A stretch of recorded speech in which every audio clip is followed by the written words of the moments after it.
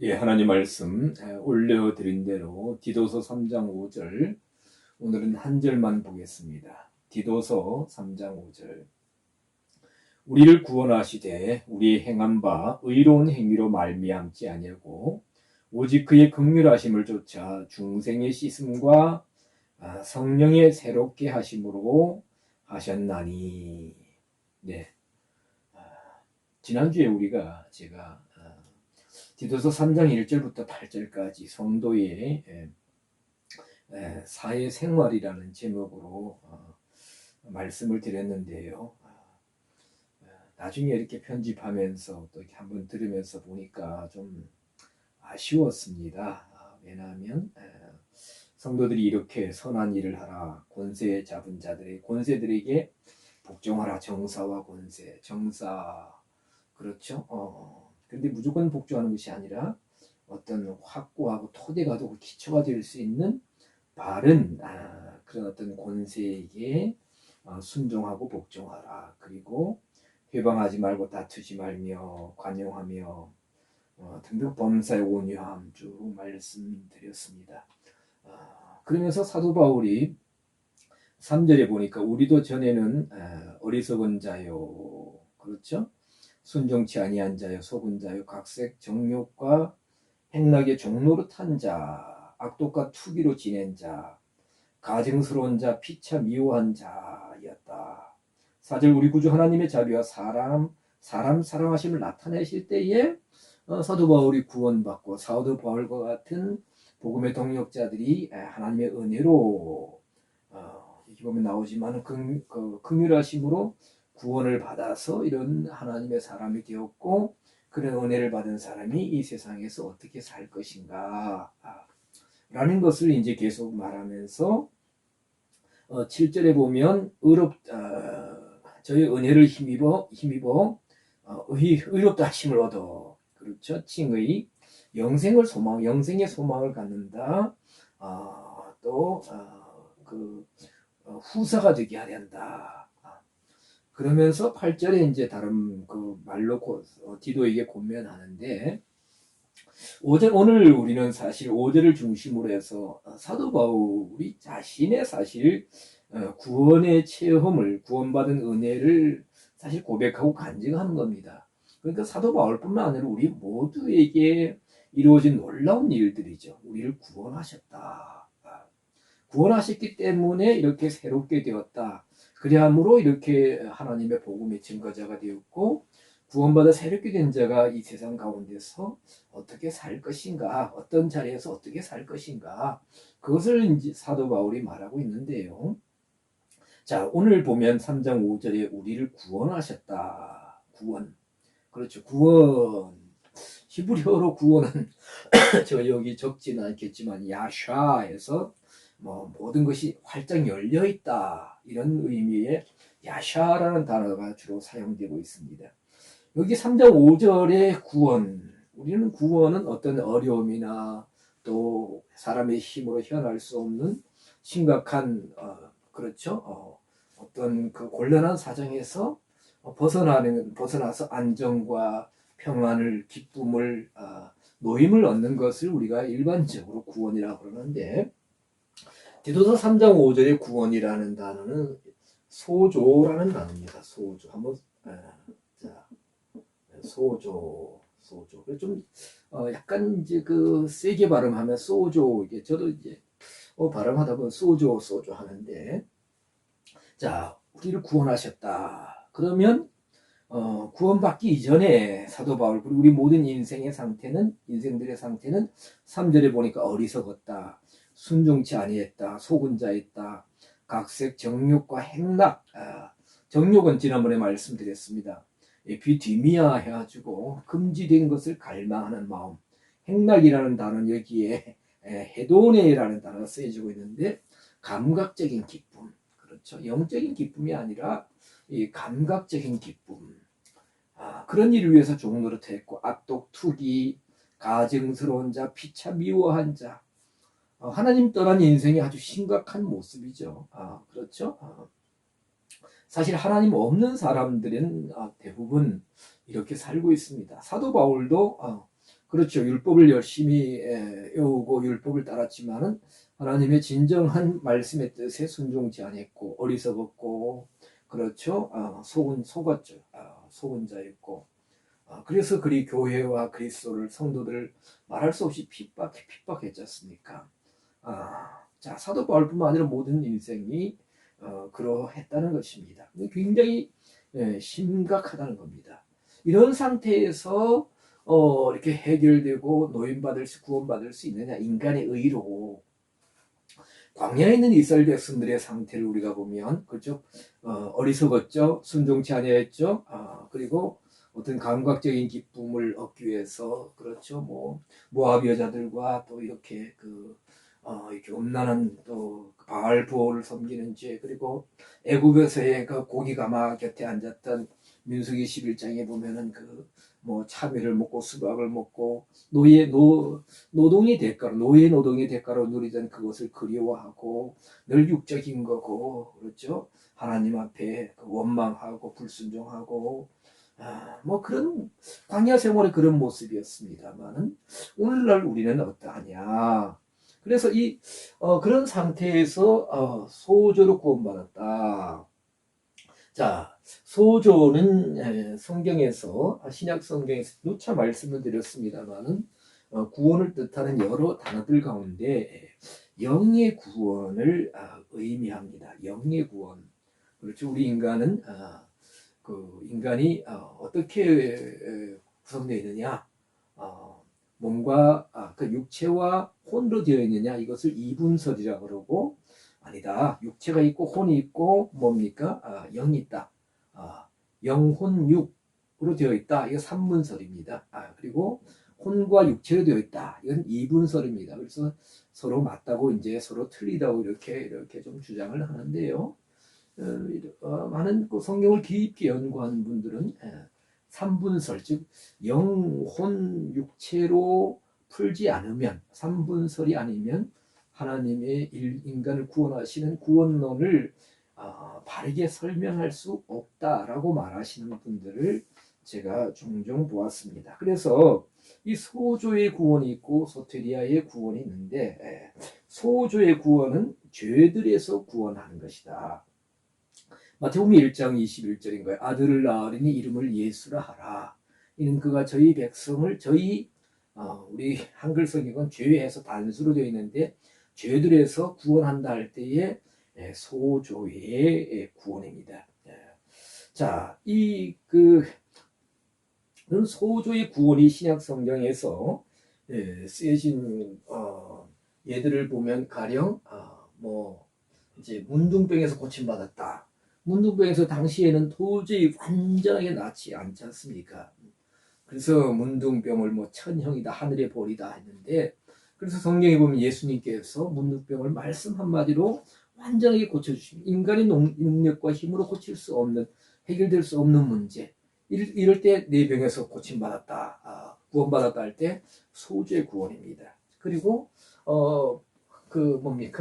베드로가 갈릴리 호수 사실 바다를 지금 갈릴리 호수에 걸어가다가 빠졌을 때 베드로가 나를 건져주세요 구원하소서 할 때에 그렇죠 폭풍이 몰아치고 파도가 막 넘실거리는 놔두면 아무리 갈릴리 바다에서 잔뼈가 굵었던 베드로를 할지라도 그냥 빠져 죽을 수밖에 없어. 그럼 예수님이 오셔서 건져주신 이때 소조의 구원이다. 그리고 예수님의 십자가인데 십자가에 달린 예수님 양손에 손목에 큰 30cm 이상의 굵은 대못이 박혔고 발목을 이렇게 포개해서 대못을 박아놨는데 도저히 자기 힘으로는 벗어날 수 없어. 근데 십자가에서 구원하고 내려오라 할 때에 비웃으면서 조롱하던 그죠? 그때의 소조의 구원입니다. 그러니까 그 소조의 구원은 인간의 힘으로 벗어날 수 없는 정작 아주 불가한 상황에서 어떤 초자연적인 초월적인 힘의 개입으로 도우심으로 그 모든 상황에서 벗어나는 것이 바로 해결되는 것이 소조의 구원이에요. 저는 사실 이 헬라어 원어를 처음 깊게 들어가면서 소조의 구원이 영의 구원이라는데 문둥병 아까 말씀드렸던 죄들에서 구원받는다. 그래서 하나님의 자녀가 된다. 근데 문둥병에서 구원받는 것도 소조이고 아까 말씀드린 갈릴리 호수에서 벗어나는 것도 해결 빠져가서 죽어 앉아서 구원받는 것 소조이고 이것이 도대체 무엇일까? 굉장히 고심했어요. 해결되지 않으니까. 그러면서 용례들 다 적어놓고 깊게 묵상하다 보니까 뭐예요? 인간의 힘으로는 한계에 부딪혀서 벗어날 수 없는 상황, 그런 상황에서 초자연적인, 초월적인 힘의 능력으로 개입으로 해결되고 안정함을 얻고 벗어나는 그것이 소조이다. 그래서 유다서 5절에 보면 소조가 이렇게 쓰였습니다. 주께서 백성을 애굽에서 구원하여 내시고 유다서 그렇죠? 예수님의 동생 유다 선생님이 쓴 5절 유다서는 한 장으로 되어 있지 않습니까? 주께서 백성을 애굽에서 그래서 이스라엘 백성들이 고통하며 바로의 압제에서 신음할 때에 하나님께서 모세를 보내서 10가지 재앙을 내리심으로 말미암아 뭐죠? 완전히 애굽을 초토화시키고 쑥대밭으로 만들어서 그들이 하나님 앞에 항복하고 뭐 장정만 60만이 넘는 통째로 이렇게 구원을 해내지 않습니다. 하나님의 초자의 능력의 개입이었다는 것입니다. 그래서 이 소조다. 그래서 사도 바울이 전적인 하나님의 뭐예요? 은혜로 하나님의 능력으로 구원받았다. 그렇죠. 우리가 구약 예레미야서에도 보면은 표범이 표범이 반점을 변할 수가 있겠느냐. 구스인 즉 이디오피아 사람이 그 검은 피부를 하얗게 만들 수 있느냐? 아니다. 인간의 그러면서 그 예레미야 선지자는 통해서 하나님은 인간의 죄는 사람의 힘으로 해결할 수 없다라고 이제 예레미야서에 어디 보면 있습니다만은 자 그래서 사도 바울이 우리를 구원하시되 우리의 행한 바 의로운 행위로 말미암지 아니하고 인간의 의로 말미암지 않았다는 것입니다. 이 말씀이 요지는 뭐냐 하면은 구원은 전적인 하나님의 은혜이기 때문에 인간의 자랑이나 자기 공로가 없다. 전적인 100% 이상 소조의 구원, 영의 구원은 죄들 문제의 해결은 전적인 하나님의 은혜라는 겁니다. 그러면 그 은혜를 받았기 때문에 놀라운 것을 받았기 때문에 그러면 이 소조 구원의 은혜의 가치를 어떻게 금액으로 이렇게 뭡니까? 매길 수 있겠습니까? 그렇죠? 몇 조, 사실, 금액을 매길 수가 없는, 값을 논할 수가 없는 겁니다. 왜냐하면, 죄 문제가 해결되지 않으면 우리는, 뭡니까? 영원한 형벌과 고통으로 들어가지 않습니까? 그것이 우리를 그런 고통에서, 둘째 사망의 영원한 고통에서, 불과 유황, 거기서 건진받는 거예요. 그러면 그런 놀라운 은혜를 받았는데 그러면 그 은혜를 받은 우리가 어떻게 그 은혜를 보답할 것인가? 어떻게 살아갈 것인가? 그것을 사도 바울이 사실 말하고 있는 겁니다. 자 그러면서 이어서 5절에 보면 우리 행한 바 의로운 행위로 말미암지 아니하고 그렇죠. 인간의 의는 늘 말씀드립니다만 자기의 혼적인 의지에서 나온 것이기 때문에 자기의 의입니다. 그러나 하나님의 의라는 것은 우리가 하나님의 의를 힘낸다는 것은 뭡니까? 하나님 말씀의 의자, 말씀을 믿고 뭡니까? 말씀대로 행할 때에 그 의의 출발이 내가 아니라 하나님이고 말씀이기 때문에 그것이 하나님이 우리를 구원하시는 또 구원의 근거가 되고 우리가 하나님의 의를 힘입는 것이고 우리가 하나님의 또 의를 행하는 기준이 된다는 것입니다. 그러면서 5절 우리의 행한 바 의로운 행위로 말미암지 아니하고 그래서 사실 요즘 보면 이런 신신학이나 자유주의 신학에서는 인간의 의로 이제 선하게 살면 구원의 길이 있지 않느냐. 그래서 그것을 뭐예요? 다원주의라고 그러죠. 다원주의 원리가 많다. 그리고 사실 우리가 보면 우리 기독교인들보다도 다른 종교나 또 기독교 신앙을 갖지 않는 또 다른 분들도 우리의 양심보다 우리의 도덕 수준보다 더 정말 청결한 혼적으로 청결하고 깨끗한 그런 마음을 가지고 선하게 법 없이 살아가는 분들도 많이 있습니다. 자, 법 없이 살 사람이다. 이런 아주 선한 사람을 가리켜서 지칭해서 법 없이 살 수 있는 사람이다. 그런데 제가 들은 어떤 분에 관한 또 다른 사람의 이렇게 말씀은 저 사람은 법이 있어야 살 수 있는 사람이다. 그리고 그 말씀이 그 표현이 뭐냐 하면 법이 없으면 너무 선하기 때문에 너무 그 뭡니까 손해를 많이 보기 때문에 법이 보호해줘야 살아갈 수 있는 이 험한 세상 참으로 참으로 여러 가지로 술수와 또 괴사와 뭐 이런 것이 넘쳐나는 그런 세상에서 법이 보호해줘야 법이 있어야만 살 수 있는 사람이다 하는 어떤 그런 말을 들은 적이 있는데요. 그렇죠. 우리보다 더 양심적이고 더 도덕적이고 정말 소위 세상에서 천사와 같다는 사람이 있습니다. 그러나 그런 의는 자기의라는 거예요. 하나님의 말씀에서 출발하지 않는 자기의다. 이런 저도 이렇게 한 60년 조금 넘게 살다 보니까 어떤 분들을 보면 야 저런 사람이 하나님 믿으면 저런 분이 하나님 믿으면 참 잘 믿겠다. 그런 참 분들을 가끔 봅니다.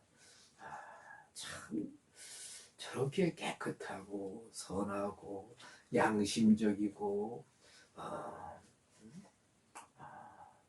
정말 그 선한 성품을 가진 저런 분이라면 저런 분이 예수님 믿으면 하나님 믿으면 참 잘 믿겠다 하는 생각을 간혹 해봅니다만 그러나 그렇게 살아간다고 해도 하나님 원하신 성경적인 구원에 이르지는 못한다는 것입니다.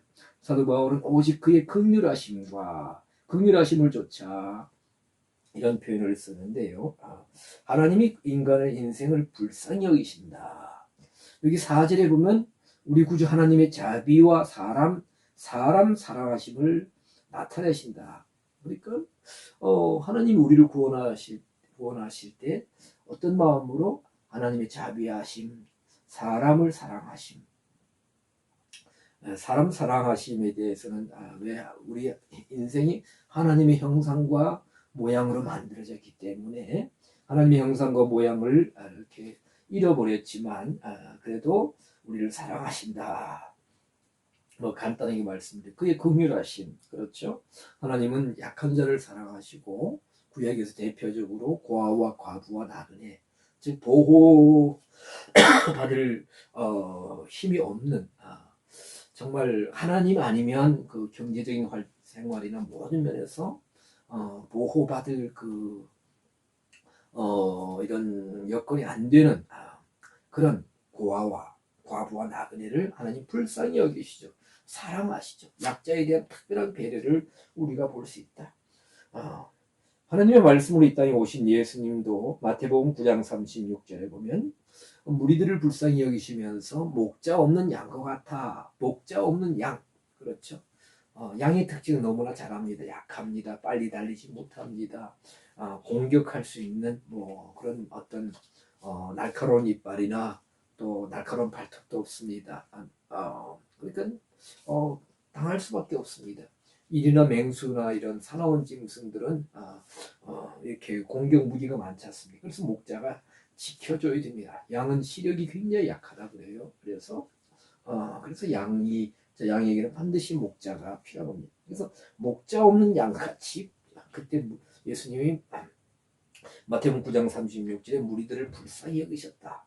당시에 그들의 목자라 할 수 있는 유대인들의 목자라 할 수 있는 서기관들, 바리새인들, 그렇죠. 종교 지도자들 뭐 이런 많이 있었습니다. 율법학자들도 있었는데 참 목자가 아니라는 거. 그래서 요한복음 10장에 선한 목자 비유가 나오지 않습니까? 누가복음 7장 11절과 17절에도 나인성 과부의 이렇게 아들이 죽었죠. 그래서 장례 행렬을 지나가는데 그 나인성 과부와 그 아들을 예수님이 불쌍히 여기셨다. 그래서 사실 보면 하나님 우리를 구원하시는 그 이유는 여기에서 사도 바울은 자기도 구원받은 이유가 뭐예요? 하나님이 불쌍히 긍휼히 여기심으로 긍휼하심을 조차 중생의 씻음과 성령의 새롭게 하심으로.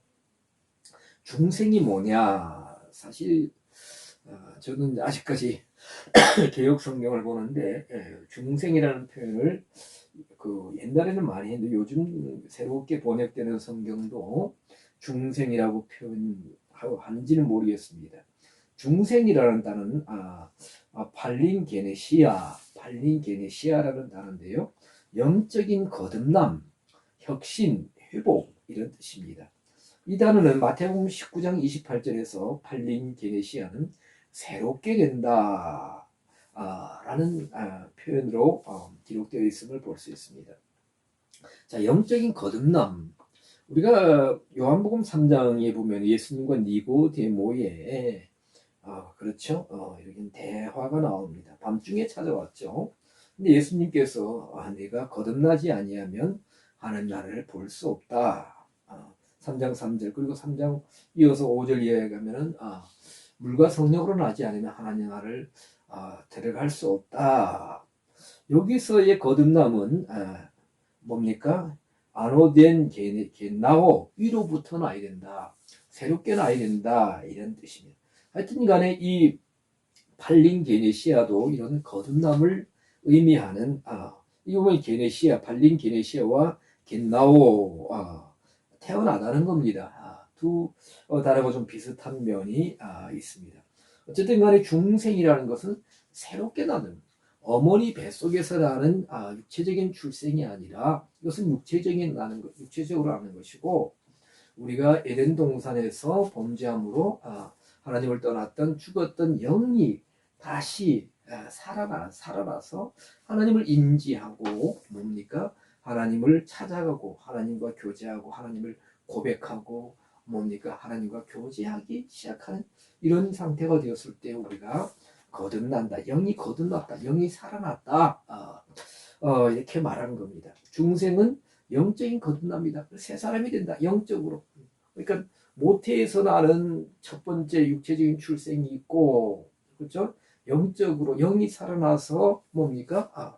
우리가 태어나면 세상을 어린 상태지만 세상을 보게 되고 인지하게 되고 알아가게 되고 그렇죠? 뭔가를 장성해질수록 추구하게 되지 않습니까? 그렇죠?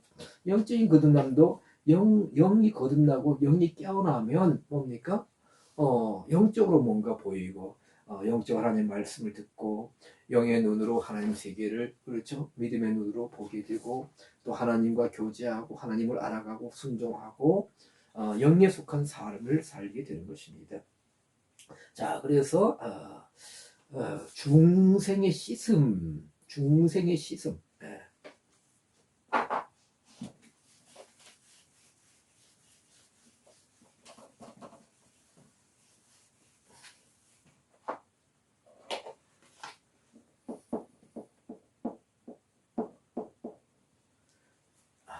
중생, 영적인 거듭남을 사도 바울은 씻음이라. 씻는다. 자, 씻는다. 중생한 것을 씻는 것으로 이제 비유하고 있습니다. 표현하고 있어요. 그렇죠. 우리가 이렇게 그 신발이나 옷이나 이런 또 몸에 이렇게 이물질이 많이 묻었다. 여러 가지로. 그러면 어떻게 합니까? 여러 가지 이제 그 제품들을 보조제를 사용해서 그릇도 그렇죠. 싹 씻으면 원래의 모습으로 회복되는 거죠. 하나님을 떠나서 이런 죄와 이런 영적인 오염으로 더럽게 되었던 우리를 그래서 레위기 18장에 보면은 가나안 땅에 있는 그 많은 족속들이 일곱 족속 그죠? 헷 족속, 기르가스 족속, 여부스 족속, 아모리 족속 등등 7족속들이 우상을 섬기고 그 도덕적인 죄, 그 성적인 범죄, 뭐 근친상간, 뭐 이런 수간 이런 것을 통해서 이런 것을 하나님은 레위기 18장에 쭉 여러분 보시면 그 땅이 더러워졌다, 더러워졌다. 하나님이 땅은 여호와께 속했는데 그 땅이 더러워졌다.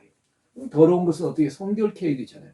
그래서 구약 성경에서 어떻게 더러운 것을 물로 씻어서 정결케 하고 불로 태워서 정결케 하고 우리가 찬송가에도 물 가지고 날 씻든지 불 가지고 태우든지 내 암과 박 다 씻으사 뭐 그런 찬송이죠. 씻음. 그러면 씻음이라는 단어는 여기서 보면 루트론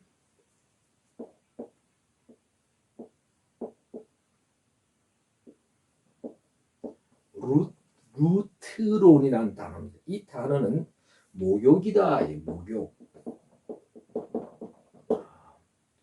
침례 이런 그렇죠. 우리 침례 받을 때 온몸이 들어가지 않습니까? 자, 근데 침례는 사실 보면 이렇게 죽는다 이런 의미죠. 옛날에 물에 들어가면 죽지 않습니까? 그래서 우리 어렸을 때도 시골에 작은 포기한 거의 7, 80m 되는 강이 있었는데요. 홍수가 지면 물이 참 많습니다. 그러면 뭐 이렇게 누구누구가 뭐 저 아이의 뭐 형 누가 그리고 옛날에 뭐 얼마 전에 집안 저 동네 어른 누가 물에 빠져서 물에 들어가서 이제 나오지 못했다 죽었다 이런 표현을 많이 적어 그런 얘기를 많이 들어요. 물에 빠지면 죽습니다. 자 그래서 이 시스문 루트로는 루오라는 단어에서 왔습니다. 루오는 뭐냐 하면 온몸을 씻는 겁니다. 그렇죠. 온몸을 씻는 거예요. 그렇죠. 우리가 목욕할 때, 그죠? 머리끝부터 발끝까지 깨끗하게 씻잖아요. 우리 가령 이제 뭐 그릇을 씻는다든가 또 이렇게 이렇게 의류를 세탁할 때도 다 씻습니다. 그럼 물론 이제 뭐 현미경식으로 보면 오물이 남아 있을 수 있지만, 그렇지 이물질이 남아 있었지만 어쨌든 다 전체를 다 씻는 겁니다. 신약 성경에서 씻는다 할 때에 이 루오라는 단어와 닙토라는 두 단어가 있습니다.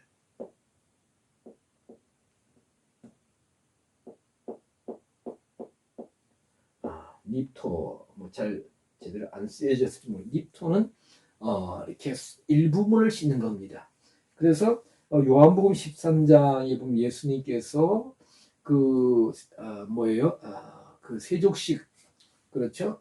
세족식을 최후의 만찬을 하시고 세족식을 제자들의 발을 씻을 때에 베드로가 이렇게 머리도 씻겨달라 막 그럴 때에 예수님께서 이미 목욕할 때에 루어라는 단어를 씁니다. 목욕한 자는 발밖에 씻을 필요가 없다 할 때에 닙토. 그래서 신체 일부를 씻는 것을 닙토라고 합니다. 이 두 단어를 차이를 잘 알면 성경을 이해하는데 참 도움이 됩니다. 그래서 중생의 씻음할 때는 뭐예요? 루오 동사에서 파생된 루트론 그러니까 새롭게 난다는 것은 뭐예요? 완전히 다 머리부터 발끝까지 인간의 그 뭡니까 허물과 죄와 머리부터 우리가 손과 발과 머리에 있던 죄 또 손과 발 모든 죄들을 다 씻는다. 그래야만 깨끗하게 된다. 그렇죠? 우리가 어떻게 되느냐 보면 가령 우리가 뭐 이렇게 힘든 일을 하고 온몸이 뭐 먼지 많이 있고 그런데 어디 뭐 이상해서 깨끗하게 씻고 이제 아주 개운하죠. 그리고 이제 새 옷을 딱 입지 않습니까? 깨끗한 옷을 입잖아요. 그렇죠? 그 아무도 땀이 쫙 흐르고 해서 땀 냄새가 뭐 이렇게 많이 나고 또 다른 이물질이 묻어서 냄새가 나는 그런 상태에서 그런 옷들을 벗어버리고 새 옷을 깨끗한 옷을 입는 사람은 거의 없습니다. 그렇죠? 그래서 그리고 우리가 뭐 가령 예식을 할 때도 싹 씻고 어떻게 해요?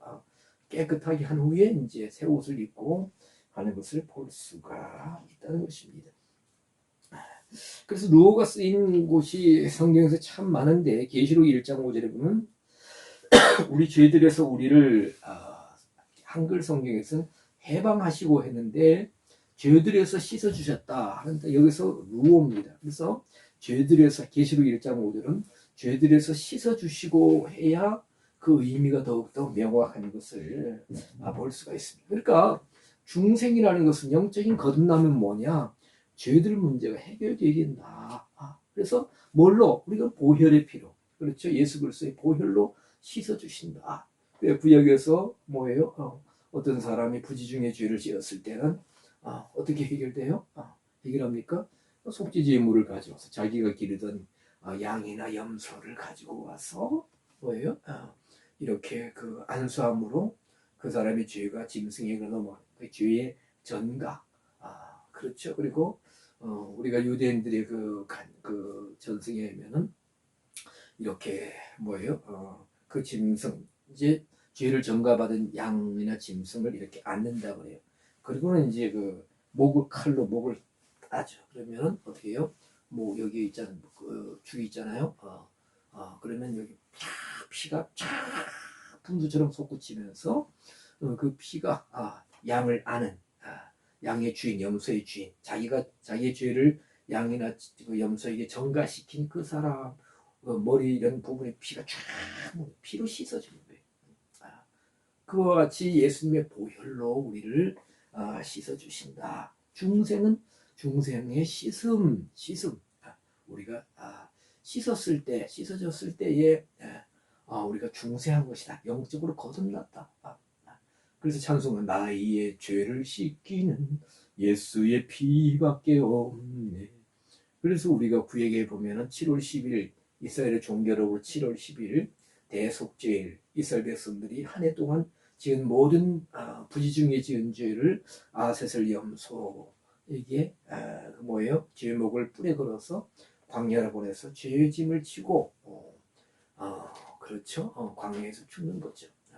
그래서 죄를 이스라엘 공동체에서 추방시키다 내보낸다. 아사셀은 내어보낸다는 의미가 의미지 않습니까? 그래서 요한복음 1장 29절에 그 세례 요한이 예수님의 다니심을 보고 말하되 제가 요한복음 할 때 이제 몇 주쯤 오면 다시 이제 요한복음 3장으로 돌아가겠습니다만은 세례 요한이 예수님 보고 보라 세상 죄를 지고 가는 하나님의 어린 양이로다 했습니다.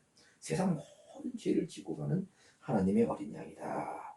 자, 그래서 중생은 씻어 거듭남은 우리가 영적인 거듭남은 모든 죄들을 씻음 받은 것이다. 씻고 깨끗하게 영적으로 깨끗하게 된 것이다. 그래서 새롭게 된 것이다. 그러면서 사도 바울은 5절 그 부분에 성령의 새롭게 하심.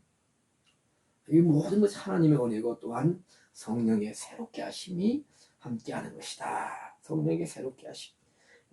새롭게 하심은 뭡니까? 아나카이노시스라는 것. 카이노시스. 중생의 씻음이 되었을 때에 죄들의 문제 해결되고 영적으로 깨끗하게 영적인 혁신이 되었을 때 뭐예요? 성령의 새롭게 하심으로 연결되고 이어지는 것이다. 그러니까 구원받은 사람은 이런 말씀과 또 보혈의 공로로 중생의 은혜가 임했고 깨끗하게 된 것이고 그래야 할 때에 성령을 통한 성령의 새롭게 하심으로 카이노시스 갱신, 혁신 새롭게 하신 것이다. 새롭게 하신 것이다. 이렇게 성경은 사도 바울은 이렇게 말씀을 하고 있습니다. 자, 여기 새롭게 하신다. 우리가 보면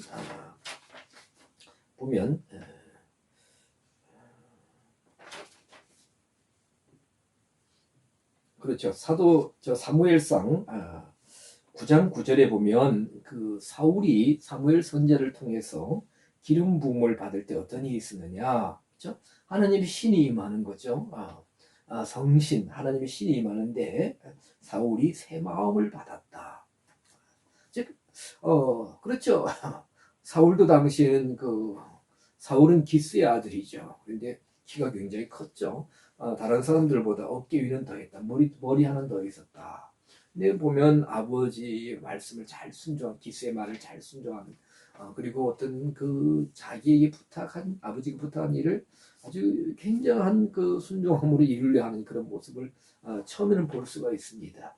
그래서 사실 이제 그 사무엘 선지자를 통해서 처음 기름 부음을 받을 때는 성신이 임하고 뭐예요? 새 마음이 되었다. 그러니까 성령이 임하신 증거 중에 한 가지가 바로 뭡니까? 새로운 사람이 되는 것이다. 새로운 마음. 내 속에 새로운 것이 들어왔으니까 새로운 마음. 하나님이 성령이 들어오셨으니 하나님의 신이 들어왔으니까 뭐예요? 새 마음을 갖는 것이라는 것입니다. 로마서 12장 2절에도 마음을 새롭게 함으로 변화를 받아.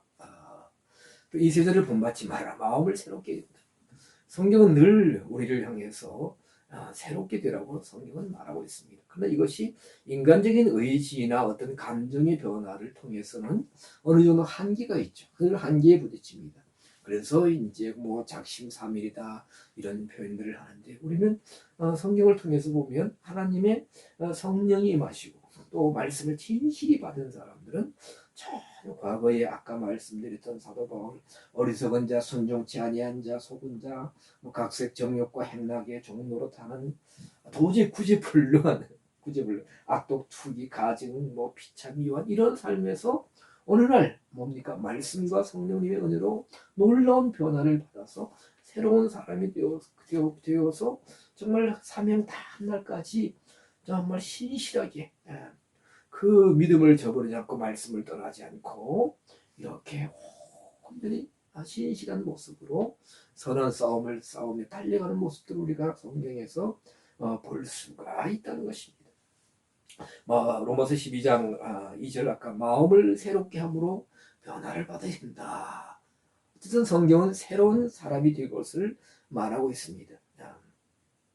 사실 어떤 마음을 새롭게 해야 되느냐. 지금 이 시간엔 간단히 말씀드리면 헬라어의 마음을 뜻하는 카르디아의 마음, 누스의 마음, 디아노의 마음, 그 프로네마의 마음, 노에마의 마음, 제가 적지 않게 여러 마음이 있는데 여기서는 누스의 마음, 인지하고 깨닫는 마음, 영적인 진리를 수용하고 받아들이는 마음, 이런 마음을 새롭게 해야 변화가 된다라고 말씀드립니다.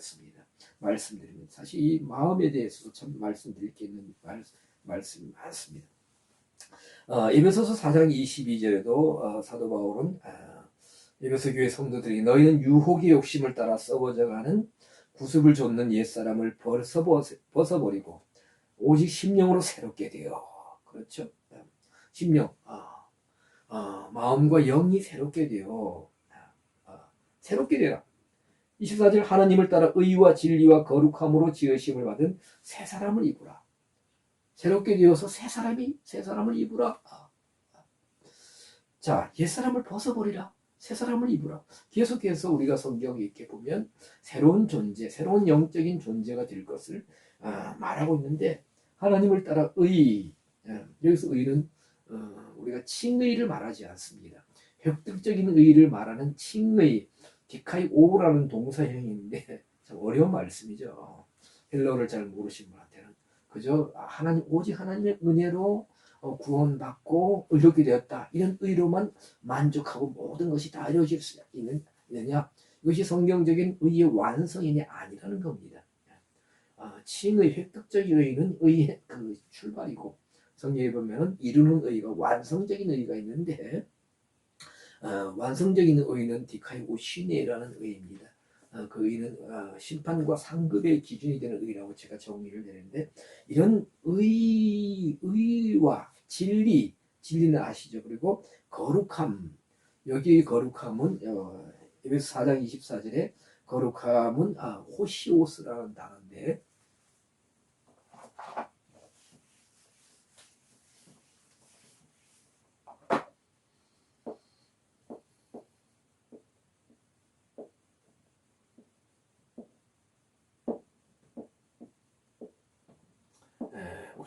거룩하다 할 때에 하기오스라는 여기 거룩하게 되었다. 뭐 성도 이렇게 할 때도 하기오스인데요.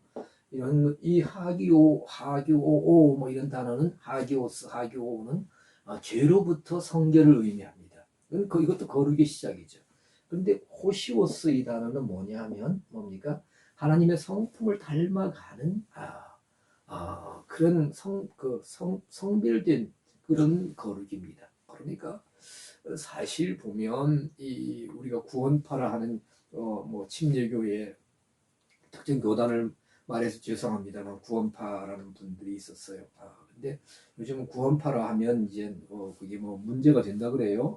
그래서 하여튼 그런데 이 사람들은 예수 그리스도를 통해 거듭나고 구원받은 완전히 거룩하게 되었고 뭐 그래서 다시는 의롭게 되었다. 다시는 모든 죄에서 벗어났다고 하는데요. 절대로 아닙니다. 거룩의 구원도 시작이고 의도 시작이고 거룩도 시작입니다. 그것은 우리가 하기오오 거룩하게 된 동사 하기오서 성도 죄로부터의 성결이 시작된 것이 뭡니까? 하나님의 성품을 닮아가는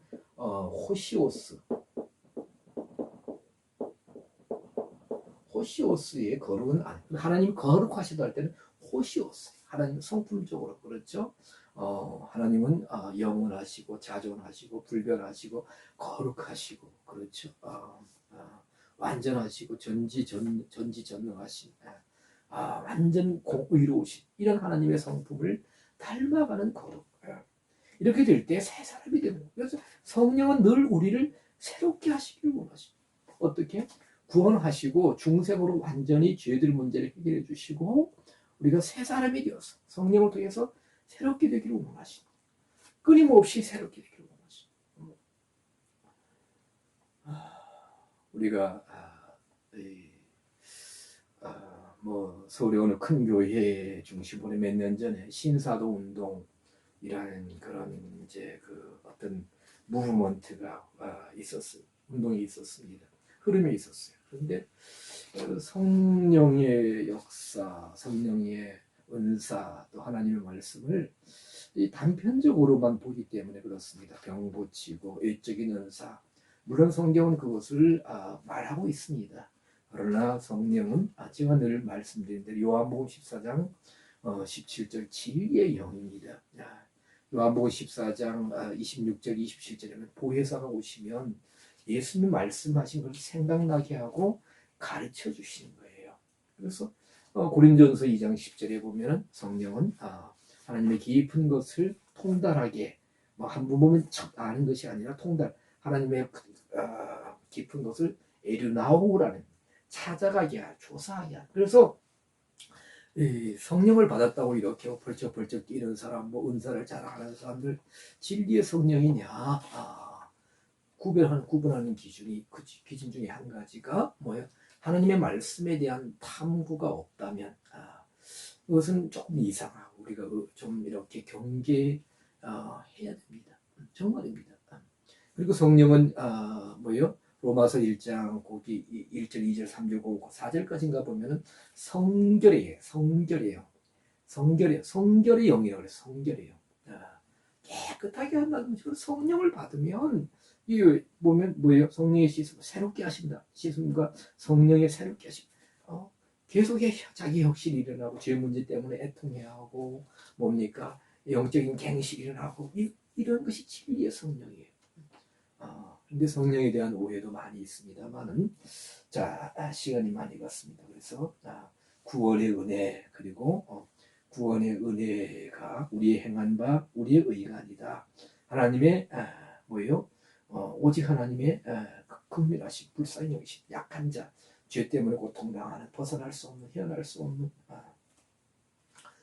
지금 몇 년 전에 어디 산에 갔다 오는데 적어도 한 10년 이상 된 것 같아요. 마을 가까운 곳에 이제 밭으로 내려온 길목에 이런 고라니 한 마리가 사람들이 놓은 이렇게 큰 이제 뭐예요? 창에 이렇게 쬐기라는 게 있어요. 혹시 아실지 모르겠어요.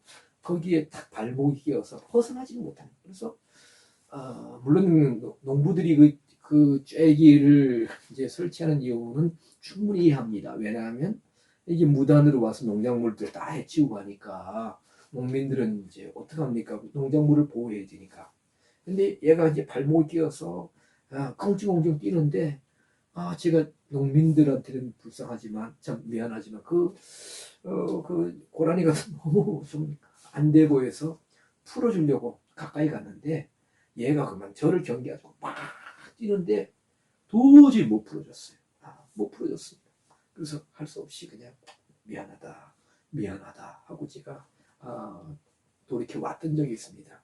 걔는 어찌 되었을까? 뭐 어느 정도 상상이 됩니다만 걔가 이제 제가 가까이 갔을 때 이분이 나를 이런 그 정말 이런 그 창에 그 쬐기에 이렇게 걸려서 발목이 끼어서 벗어날 수 없는 큰 위기에서 이런 곤란한 적에서 나를 구원해 주려고 건져 주려고 왔구나. 감사합니다 하고 가만히 있었으면 제가 풀어줬을 거예요. 그럴 수가 없지만 이해할 수 없잖아요. 그런 경우들 보면서 우리가 죄들 문제에서 해결받고 구원받는 것도 바로 이와 같은 것이다. 하나님의 긍휼히 여기심, 하나님의 성품, 긍휼히 여기시는 마음. 그렇죠. 그래서 우리를 씻어 주셨고 그리고 성령을 주셔서 우리를 새롭게 하신다. 우리가 오늘날 우리가 참 많은 교회가 있습니다. 하나님 말씀을 전하는 많은 목회자들이 있습니다. 예수 그리스도를 신실하게 고백하는 많은 성도들이 있습니다. 그러나 성부, 성자, 성령님의 은혜를 받은 우리가 정말 성경이 말하는 영적인 혁신, 갱신, 새로움이 우리 속에 일어나느냐, 성결함이 있느냐, 깨끗함을 행해서 정말로 성령의 진정한 새로운 새 마음을 갖고 새 사람이 되어가느냐, 옛사람을 벗어버리냐, 정말 나의 영과 마음이 새롭게 되느냐. 구원의 은혜뿐만 아니라 구원의 증거가 나타나야 될 줄 믿습니다. 기도하겠습니다.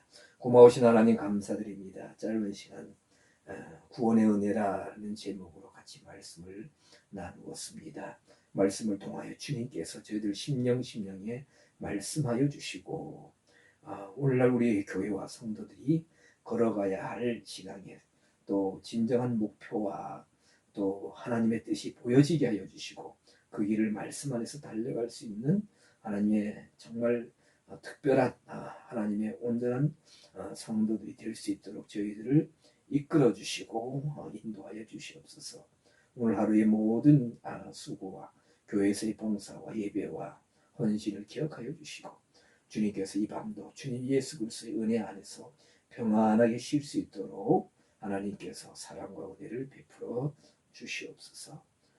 우리 주님 예수 그리스도 이름 받들어 기도드리옵나이다. 아멘.